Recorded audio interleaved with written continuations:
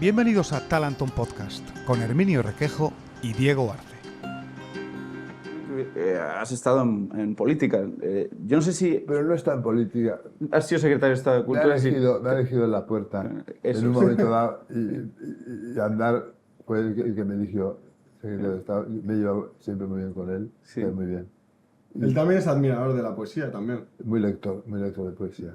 Ya no son tan lectores, ¿no? Los políticos, quizás. Los políticos yo creo que son muy malos lectores, los pocos lectores. Antes sí había más lectores en política. Pero Andar en concreto era un buen lector de poesía. Excelente.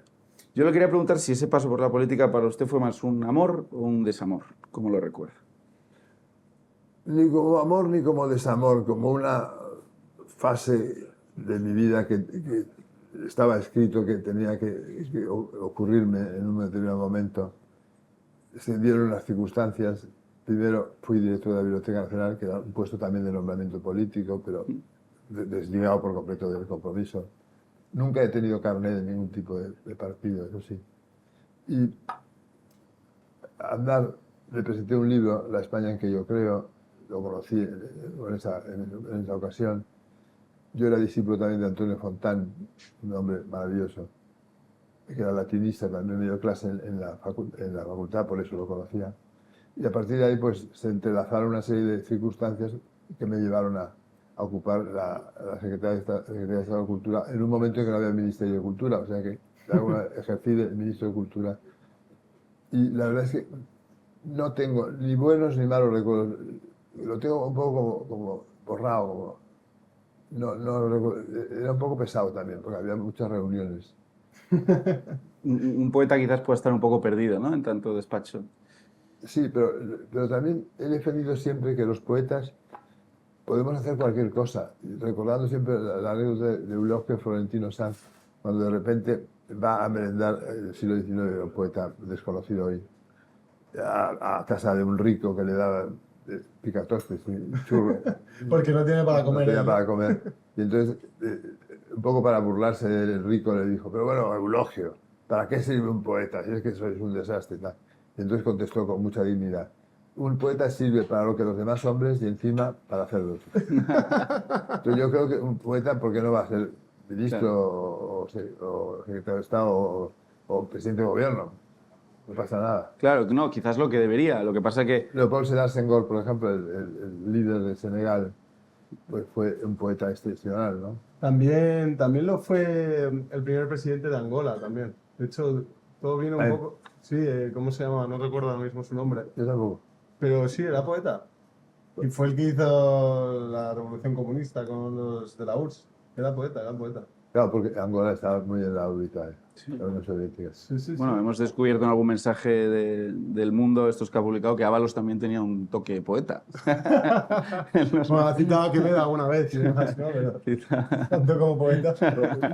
Quevedo, ya sabéis que también se contaban de él cosas de tipo chistoso, ¿no? Tiene un personaje tan implicado en el interior de lo español, que se inventaron chistes y dichos de Quevedo, ¿no?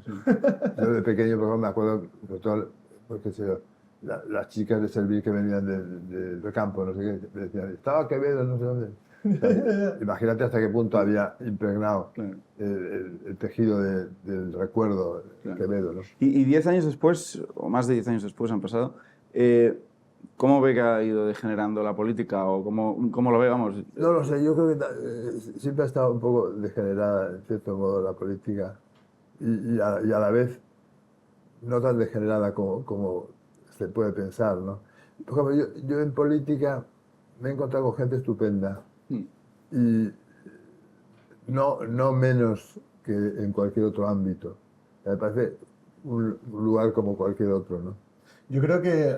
La traición acecha en todos los espacios de la Como política. cualquier otra profesión. Sí. Hablando de ese momento en el que fuiste secretario de Estado de Cultura, sí que igual traicionaste a algunos que pensaban que estabas más en una órbita o en otra, porque yo recuerdo, de hecho tengo un tomo del Ateneo, que organizaste una conferencia sobre los exiliados, los intelectuales exiliados en la República.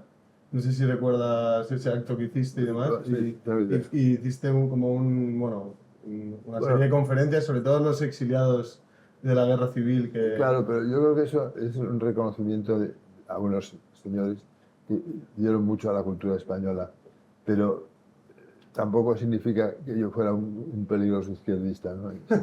Siempre he sido más bien conservador. No, pero muchas veces a lo mejor se intenta poner a alguien en eso que es la cultura, ¿no? Para llevarles a la órbita que ellos son de su cuerda y tal. Hay una Podría manera- haber pasado, pero no pasó. Hay una manera de considerar que la cultura es de izquierda. La cultura no tiene color, no es de izquierda ni de derecha, es de todos. Y tiene todos los colores, es multicolor. Pero yo me he ocupado, por supuesto, jamás le he mirado el carné a nadie, quiero decir, me ha interesado un autor por su calidad literaria y no por su militancia. Estoy hablando, por ejemplo, de Bertolt Brecht, que era comunista acérrimo, me encanta, y me encanta Céline, que era nazi, y me encanta... qué sé yo. Viaje al fin de la noche. Es que lo Ya. leí hace poco. ¿Cuál es Locura de la Nuit? Es una maravillosa, Maravillosa, maravillosa. una novela increíble. Y me gusta Agustín de Foxá, que era A franquista, mí también me gusta y me gusta, mucho. por ejemplo, pues cualquier exiliado. Y, Neruda, por ejemplo. y sobre todo, y lo hemos comentado tú y yo muchas veces, se intenta utilizar desde la política, sobre todo a estos personajes, a estos artistas, a estos intelectuales, justo en esa época cuando iba a estallar la guerra civil y tal, pero es que luego lo que la gente no sabe es que eran amigos.